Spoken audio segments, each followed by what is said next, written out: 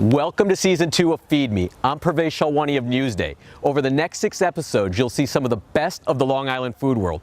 Binge watch them all now or come back each Thursday as we put one in the spotlight.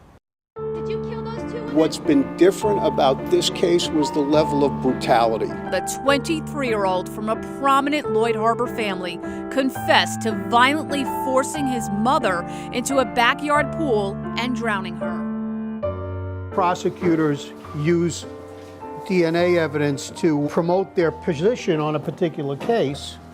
And when you come to the bakery, it's all about chemistry also. And that's part of it that I love about it. Because if you screw it up in the beginning, you got to start from scratch again. There's no I'll fix it later.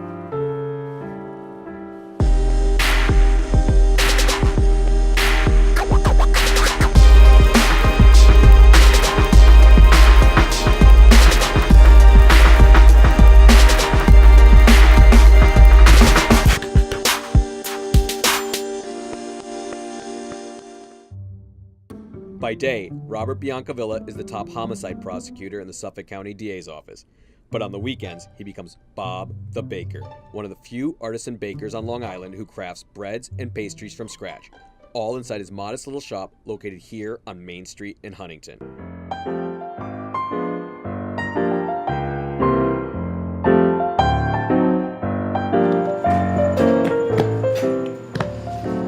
Lily, I'm giving away all the trade secrets. Just to be a star. The things we do to be a star. It's 5 a.m. Look at all this bread. So you guys have been baking all night? All night. I'm just finishing putting the brownie bites in cups. Jillian is up there glazing the pastries that just came out of the oven. So it's like a little small army. Yeah, it's interesting. I mean, I didn't have many products at the time, but when I first started, I worked by myself and I did everything myself. And then little by little, as I added more products, I said, you know, I just can't do this myself. Okay, put them up, put that right up. Oh, stand by. Talk about your week. I mean, you sound like you don't like a man who doesn't sleep a lot. You probably drink a lot of coffee. Again, I get up at 3 o'clock in the morning. I wake up at 3. I only sleep probably 4 or 5 hours a night. How old are you? 63. I don't think I could do that. Yes, and I'm 25 years younger than you. You just got to put one foot in front of the other and do it. That's all you got to do. I started baking as a kid, working in a bagel bakery when I was 14 years old, and that's really when I began the whole process of learning it. Look at those bear claws. All right, the cheese Danish are done. So, is there a total different brain that works when it comes to this versus prosecuting? No, it's the same brain. As a matter of fact, when I'm here working and I have a case that I'm preparing for trial, I'll have come up with some great ideas while I'm here. I'm not necessarily thinking about what I'm doing. I'm thinking about, you know, how I'm going to win my next case.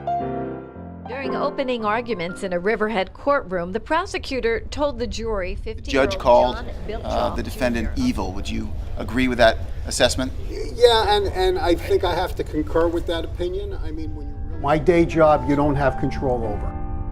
I had a life-altering experience for the better when Dennis Dillon lost the election in 2005, and Kathleen Rice, the incoming prosecutor, fired me. And I said after that, you know what?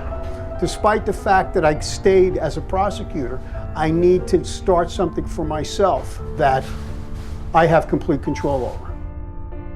Nobody's going to fire me here.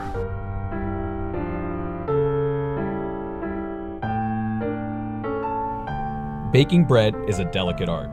When you enter the kitchen at Duck Island, you're in Bob's court and playing under Bob's rules. He invited me in, and I learned baking bread is not my strong suit. This is a sheeter. This is a sheeter. What we're doing, this is like a motorized rolling pin. Okay, now, I used to cut these all out by hand individually. And then I got smart. Look at that, you just cut 40 croissants in 10 seconds. Yep, pretty much. In France, a purebred croissant is shaped in one way and one way only. You either have 5 steps to it or you have 7 steps to it. Watch the way I'm doing it, okay? Watch. Yep. You take it from the top, take your ears, spread your ears out, okay? Count your steps. How many you got? 6. No, Sorry. 1, 2.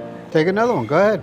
I'll be the croissant police. What are you doing with the thumb? What do you watch? Like this. I'm still not stretching it long enough, am I? Come on, Purvey. What are you doing here? I want to come work for you guys. I'll be your food writer. You can give that a touch. Feel that? And what do we have here? This is our semolina bread. This is our version of Italian. All right, I might watch you do one more before I give this a try. Oh, you're going to watch me do more than one. Pervase. Yeah. You're not beating up something, okay? Okay. Touch Chance. it like you would touch your bride. Let you try one. You're not paying attention. You're talking too much. All right, I'm going to talk less. Now, lay into it. This is a pretzel knot that we do, but you roll it out and then you just make a knot. The rabbit comes out of the hole, goes back into the hole. You want to give one a shot? All right, you're going to have to help me with the folding technique because I feel like I wasn't paying good enough attention to that. No, what are you doing? Let's go. I feel like you're into my culinary Okay, school make a program. knot. Oh, this is just pathetic. Let me finish this. You went to culinary school? Okay. You take it in the palm of your hand, okay? And then you just make a knot, okay? You get one more shot at it, then we got to move on. All right. Or else we'll be here all day. Okay, the pretzels came out great. We're going to do the second batch. The second batch, we're going to do Pregels. Okay, we're going to split that up between Pregels and braids. Okay?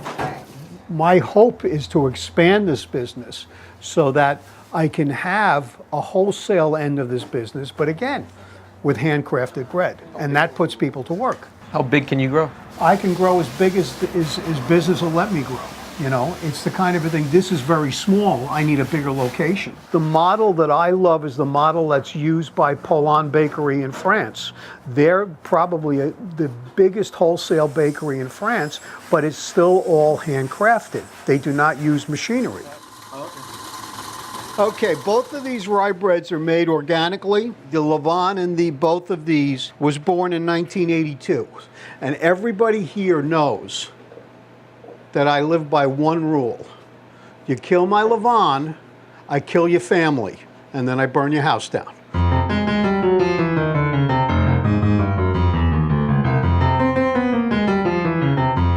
Have we gotten to a point where there's demand for enough of this on Long Island? I think there's a tremendous demand for this. I mean, people come in here from Nassau, people come here from the South Shore. Once people learn about it and taste the difference between our bread and traditional, store-bought bread, if you want something special, and if you want something where you know who made it, then you come here. How are you? You got a little Neil deGrasse in you. Do I? Appreciate it. Pervase. Pervase. How are you? Good, thank you. Good. You ever had anything like this before on Long Island? Yeah, there are a couple of bakeries that will serve similar things, but I don't think to this degree and to this quality. Seems like you're a regular here. I am. Found out about the place a few months ago, and it seems like every Saturday morning we end up here.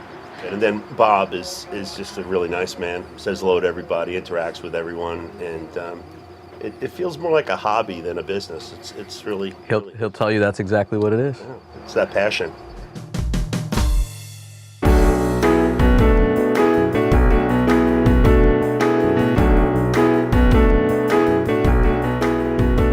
Saturday, Bob takes about 100 loaves he's made overnight to sell at the Northport Farmers Market, where he joins dozens of other vendors. The baking continues throughout the day until he runs out of product or the doors close around 3 p.m. So this is essentially like a second shop here. Pretty much. So what did you bring so far? And you're bringing more, right? Yeah, we got to go back and get all our pretzel products that we haven't brought yet. What the hell's with the sun? Okay, you got jelly dozzles also. And you got bear claws today, and you got more cinnamon buns. You seem to love this the farmer's market more than anything. This is my favorite part of it. I wish I could spend more time here. When we first started this project, this is all I did. Right. I baked all night, and then I came here and I spent the day here. There are wonderful vendors here, wonderful people to talk to, and the customers are just terrific. Having a business like this, when you own your own business, is like having a child. You got to nurture it, you got to stay with it 24 hours a day, 7 days a week. Just because the door's closed doesn't mean I'm not doing something. I can taste each one of those layers of butter. It's so interesting. A lot of people won't retire because they don't know what they're going to do next, you know. I know what I'm going to do next. My mom used to say to me, Bobby, what are you going to be if you ever grow up? This is just another phase. I'm continuously evolving. Hopefully it'll grow into a healthy, blossoming adult at some point. Don't touch. I'm not touching. You were touching. I was Take this, put this down the other end of the table. Don't touch. Scott and Casada Ballman are the husband and wife team behind North Fork Sea Salt in Southold. Here, the young couple shows us how they harvest salt from the waters of the Long Island Sound. It's just amazing out here to wake up so early in the morning, see the sunrise, the water calm. People come out here during the summer. I think the winter time is one of the best times. I mean, it's just as beautiful. Sometimes you have people staring at you, beachgoers going, what are they doing? It's really funny. You know, you strike up lots of conversations. Last summer, I remember someone saying, oh, do you have a big aquarium? Nope, this is North Fork Sea Salt. I'm a chef, and the most essential ingredient in the kitchen is salt. That's why I became a salt maker.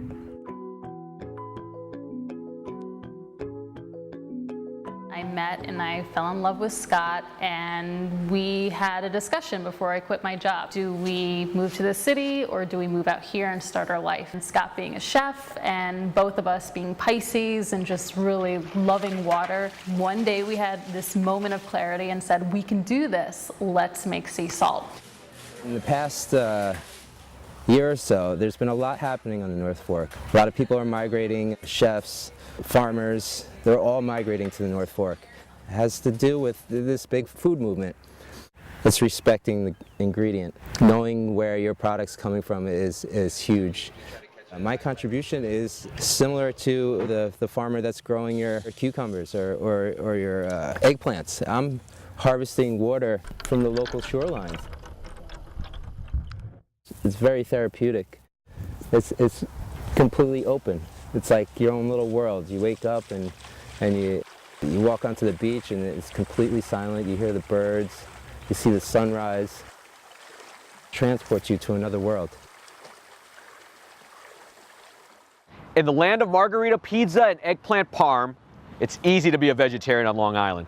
For vegans, not so much. A few chefs have decided to take the challenge. When you come to 18 Bay and you sit down for the 4-course tasting menu and there's a vegan sitting here and there's somebody who's eating meat here, we want them to both have the full experience at the same time. We're not substituting for the vegans and the vegetarians in a way that's going to make them Feel inferior or feel depleted in the value of what they're getting. This is our vegan Reuben sandwich. It's tempeh Reuben.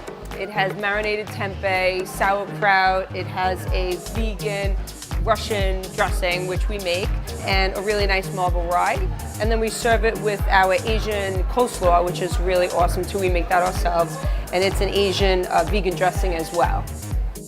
If you don't want the quail, you're a vegetarian or vegan, we have beautiful little round squash that are gonna get a nice marinade just like the quail did. They're gonna be grilled thoughtfully just like the quail was, and they're served with the peach mostarda, which also balances that marinade and that grilled squash just the same. So this is our zucchini Alfredo bowl. We have a layer of spinach, and then we add some raw zucchini noodles that we spiralize in-house. So we top off the zucchini noodles with 2 black bean balls. And the last item is a little bit of our sauce from our chili soup, just to give it a little bit of warmth. And we pour that right over the bean balls and the roasted veggies. And so when we're trying to be thoughtful about the vegan entree, we want it to be balanced.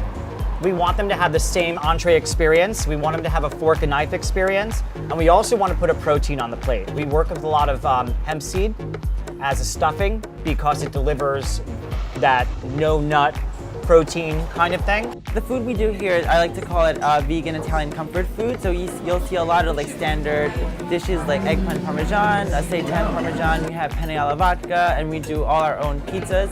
The pizza here, we make our own mozzarella. It's made from cashew milk, and that's like one of our signature things that people come here for. So we make mozzarella, we make cheddar cheese, we make macadamia feta, we make blue cheese, and they're all made in-house. When we're putting our dish together for the vegans, we're putting a little extra focus on it to make sure that it's perfectly balanced and that they're having a true entree experience, because we know that for the most part, they're not getting that. And finally, let's take a look at the newest Italian restaurant where you need to go to satisfy that pasta craving. You know, we change the specials every day. You know, there's always something new that Gigi likes to get in. We speak about it.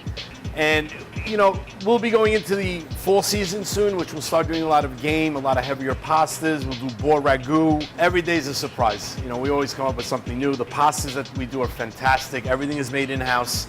All the pastas, the raviolis, we do the burrata ravioli, and everyone orders them all the time.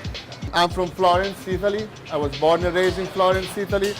And what we are doing today is a special that we pretty much always have because people really, really love it.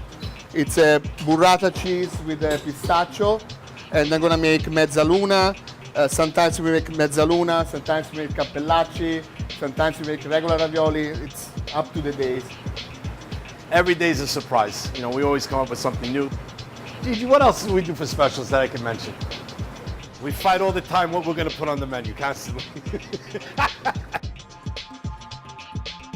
Thanks for watching us on Feed Me. Visit newsday.com/feedmetv or find us on social media for updates on the best places to eat on Long Island.